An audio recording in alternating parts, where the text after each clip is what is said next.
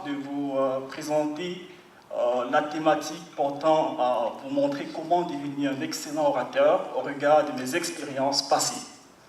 Bien évidemment, Cicéron, le père des avocats et l'un des plus grands plaideurs, affirmait en son temps, je cite, « On n'est pas orateur, on le devient ». Comme pour dire qu'on peut naître poète, mais en fait, orateur, on le devient. Pour reprendre l'expression latine, nascutu poetas sine oratores. Je vais donc vous présenter, d'entrée de jeu, quelles sont les étapes nécessaires pour pour construire une argumentation solide, ou si vous voulez, une communication convaincante.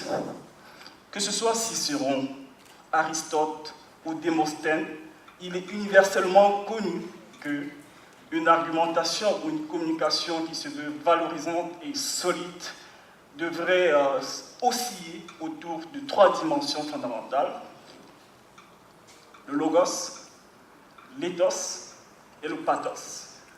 Je m'explique. Le logos, c'est la dimension scientifique de l'argumentation.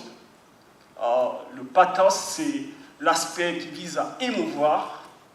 Et ensuite, l'éthos qui vise à faire plaisir. Si vous voulez bien, après cette dimension, je vous démontrerai alors quelles seraient les qualités nécessaires pour pouvoir construire une argumentation qui se veut plus convaincante. Par la suite, je vais, pour reprendre une expression très canadienne, cristalliser ce débat, bien que ça se présente comme un méta-débat. Alors, le tout premier élément de la construction d'une argumentation solide, c'est le logos. Alors, comment argumenter, comment trouver des arguments les plus solides? Tout d'abord, l'orateur, c'est un homme très cultivé, qui est doué d'un savoir, excusez-moi l'expression, encyclopédique, c'est-à-dire que ce soit dans la littérature, que ce soit dans l'économie, que ce soit dans le droit, que ce soit dans la géographie, il y puise les connaissances nécessaires pour pouvoir bâtir un raisonnement des plus fructueux. Bon, généralement, c'est porté sur des connaissances philosophiques, mais excusez-moi un peu parce que avec l'expérience que j'ai eue, que ce soit au Canada, que ce soit en Europe, ou bien avec les orateurs diversifiés et d'origine diverse que j'ai connus, j'ai vu généralement des orateurs venant d'Afrique qui pourtant a une culture essentiellement basée sur l'oralité, mépriser cet aspect culturel en allant parfois dans des terrains scientifiques et oratoires qu'ils ne maîtrisent pas beaucoup. Je crois qu'il serait important pour l'innovateur, le scientifique ou l'orateur africain d'aller puiser aussi dans la littérature africaine, lire des auteurs comme Cheikh Anta Diop, lire des auteurs comme Seydou Badian, Tino Achebe, qui quand même ont développé des sagesses qui n'ont pas de comparaison ailleurs. Écoutez aussi les sages d'Afrique, assister à des événements comme Soir au village, où autour du feu, des vieillards racontent des contes et légendes de l'Afrique ancienne. Ce sont des sources de sagesse qui pourraient à un moment venu inspirer l'orateur africain qui, après tout, est un orateur original. Donc, après avoir trouvé tous ces éléments, sans lesquels un discours ne serait qu'une pure vue de l'esprit, il faut donc disposer ces arguments-là, aller trouver ce qui est utile, ce qui est agréable, séparer ce qui est étranger au sujet et ce qui peut contribuer à l'avancée du sujet, réunir vraiment les arguments qui se ressemblent et séparer vraiment les arguments dissemblants et à partir de là, construire une argumentation solide. Une fois la disposition établie, c'est un effort qui relève plus de la logique que de l'oratoire, l'art de disposer ses arguments, de savoir quel sera mon argument principal, quel sera mon argument secondaire, et par la suite, est-ce qu'il y a une autorité qui s'est exprimée sur la question? Y a-t-il un auteur? Y a-t-il un article de loi si on est juriste? Ou y a-t-il un élément qui est susceptible de renforcer ce discours-là? Après cet aspect, il est donc question, dans l'introduction de son point, de parler c'est-à-dire d'annoncer le sujet, l'exode qui constitue la phase où l'orateur doit faire plaisir à son auditoire, où l'orateur doit toucher la sensibilité de son auditoire quant à la question ou bien le sujet qu'il souhaite développer. Par la suite, il faut apporter les arguments secondaires et cristalliser ou encore montrer pourquoi l'argument contribue à la thèse qu'on est en train de vouloir défendre. Par la suite, il faut l'émouvoir. Comment l'émouvoir? C'est plus des efforts stylistiques, des efforts sémantiques, des efforts morphosyntaxiques ou encore des efforts rhétoriques.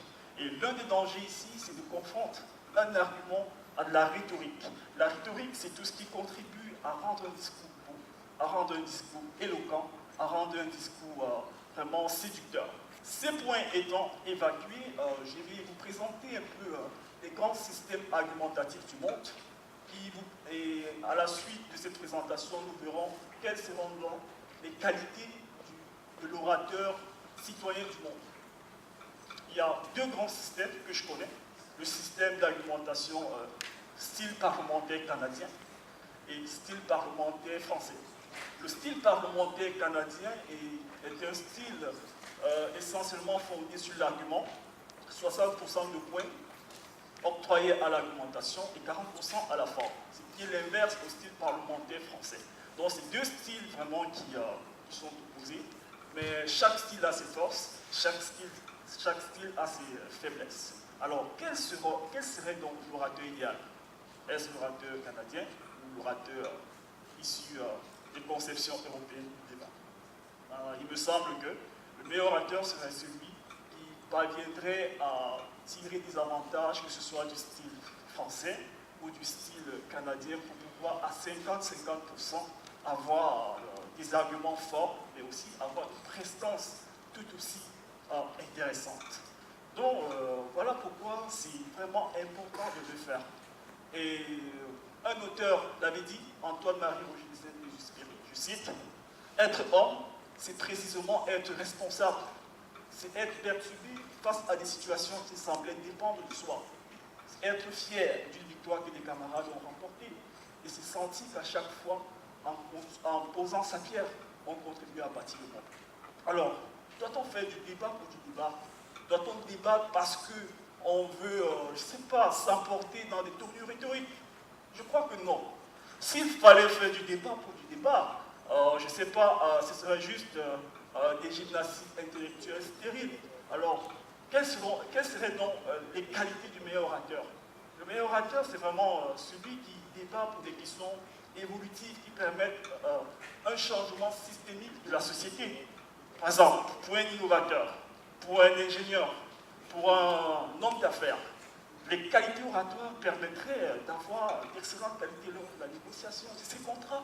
Les qualités oratoires permettraient de faire les meilleures médiations.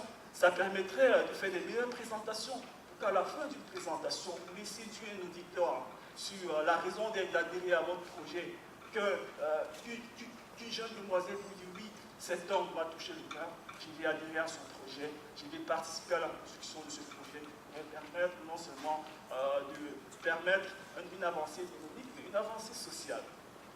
Moi, de mon côté, lorsque j'ai eu à développer plusieurs talents oratoires, je me suis impliqué dans plusieurs causes sociales. Par exemple, comme vous avez sans doute entendu, je me suis impliqué dans la lutte contre les discours de haine mêlant au terrorisme et à la radicalisation. Je crois que le débat c'est très important parce que c'est ça qui permettra demain de construire une Afrique vraiment pacifique où les conflits armés seraient véritablement reliés au magasin de l'histoire.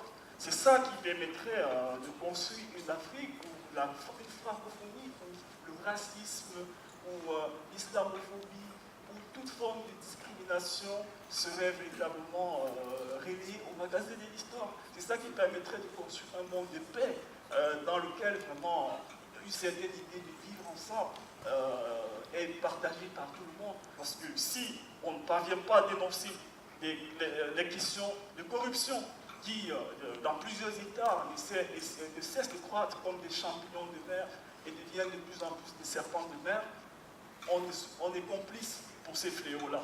Si on ne veut pas dénoncer tout ce qui a trait au commerce inéquitable entre les nations, où la plupart des nations sous-développées ont pendant longtemps engraissé les vaches des nations développées, on n'assume pas sa responsabilité sociale. Et pour le faire, il faut développer, selon moi, l'oratoire pour plaider des grandes causes. Comme juriste, comme avocat, pour contribuer à la justice sociale. Alors, c'est important de devenir des orateurs. Alors, pratiquement, qu'est-ce qu'il faudra faire? Tout, comme je vous l'ai dit au début, on ne n'est pas orateur, on le devient. Il faut, selon moi, s'impliquer dans des clubs de débat. Moi, j'ai fait le club de débat de l'Université de Montréal. J'ai fait plusieurs simulations parlementaires à Montréal, le Jeune Conseil de Montréal. C'est des organismes qui m'ont permis de développer une façon structurée de penser. Parce qu'il ne faut pas parler pour parler, mais il faut parler avec une certaine logique, une certaine stratégie qui permet d'avoir un impact sur tout ce qui pourrait permettre à la société d'avancer. Donc, c'est vraiment difficile en si peu de temps de vous faire une balayage globale sur ce que constitue l'oratoire, mais peut-être on aura d'autres occasions. Mais comme je vous l'ai dit, dites-vous qu'on ne naît pas orateur, on le devient et ça commence maintenant. Je vous remercie.